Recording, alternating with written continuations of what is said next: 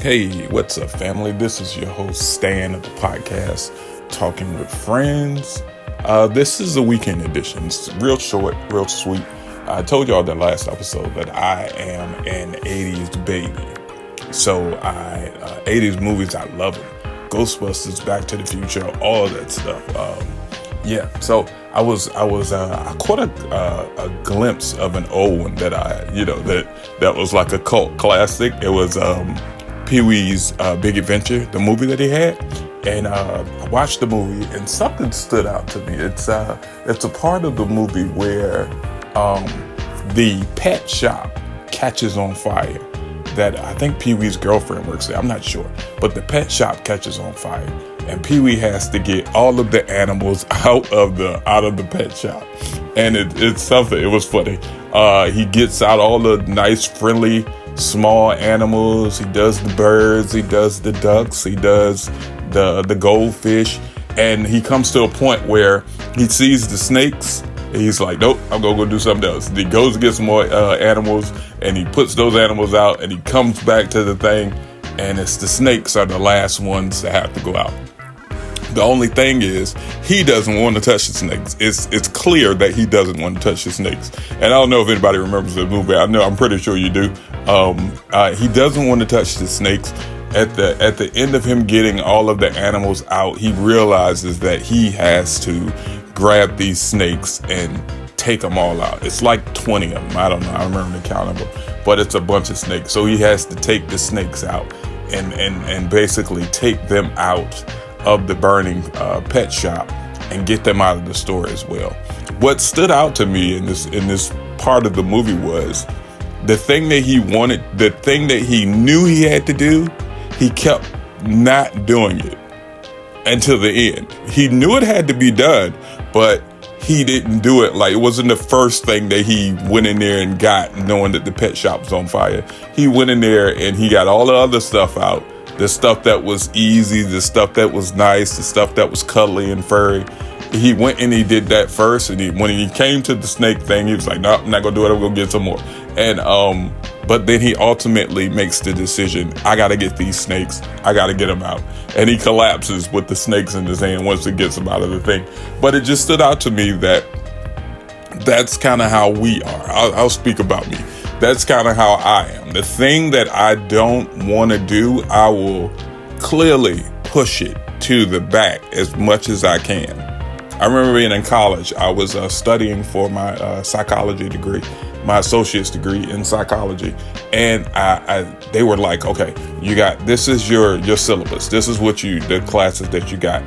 And they're going to be coming in this time, and that time. And I said, cool. All right, push that math class back. So I pushed it back. We came to the end of my program, and I had pushed that math class to algebra. It was an algebra and like an algebra 1 or algebra 2 or something like that. I had 2 classes to complete that program, and I kept pushing it back. And they were like, well, you're at the ceiling now. You got to do these 2 math classes. So I saw that in that movie, like, yeah, I do the exact same thing. I will push the thing that I don't want to do all the way back. Well, I'm challenging myself just as well as I want to challenge my listener. Do that thing that you don't want to do. You know what it is that you need to do. You know it just as well as I'm talking to you about this. You know exactly what it is, but you're putting it off. You don't want to make that phone call. You don't want to leave that job, even though you know it's not fulfilling you. You know that you need to have a conversation with a certain somebody, but you keep putting it off. I challenge you just as well as I'm beginning to challenge myself. Do the thing that seems to be the hardest thing for you to do. I listen to a lot of motivational speakers. One of the guys that I listen to is David Goggins. David Goggins went from I think it was 200 or 300 pounds working at a place where he was spraying for cockroaches.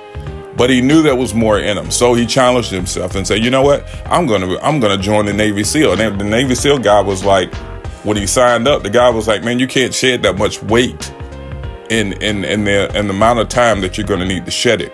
He said as much as he didn't want to do it, as much as he knew, that was something that he did not want to do, he knew that he needed to do it. You know, he kept putting it off to the back, but there was a question that rose up in him.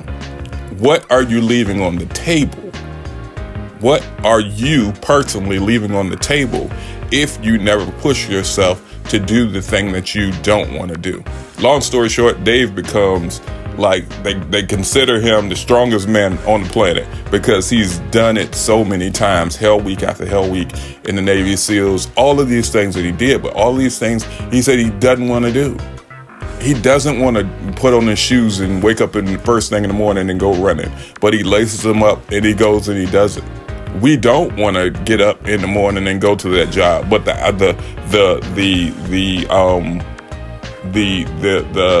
the decision to make is either get up and go to that job that you don't like doing or find the job that you really like doing. But we don't want to make the decision to do that. But ultimately, you will leave some of yourself on the table of life if you don't make the decision that you know that you need to make.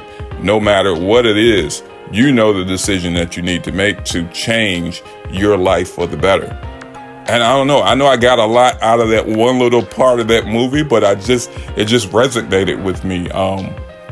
How Pee-wee kept putting everything off instead of grabbing those snakes and getting them out of the building, you know, and it just kind of stood out to me. So I challenge you, just as well as I'm beginning to start challenging myself, do the thing that frightens you, do the thing that you know you need to do, but you keep putting it off. You keep putting it off and putting it off. I challenge you to do it the same way that I'm beginning to challenge myself to do the things that I know I need to do, but I'm pushing it to the back, trying to avoid it. I was talking to my therapist the other day. He said there's something called avoidance that we do, and we can avoid things for as long as we can. But at the end of the day, you know what it is that you need to do. So I challenge you just as well as I challenge myself. Do the thing that you don't like doing, that you don't want to do, but at the same time, you know you need to do it. Once again, this is your host, Stan of the podcast, Talking with Friends. Hey, man, I love y'all, man. Thank y'all for tuning in after all of these episodes that you tuned in. Have a great day. Like, share, and subscribe these episodes. Hopefully, prayerfully, it is encouraging somebody. You guys have a great day. I'll talk to you in the next episode. All right? Peace.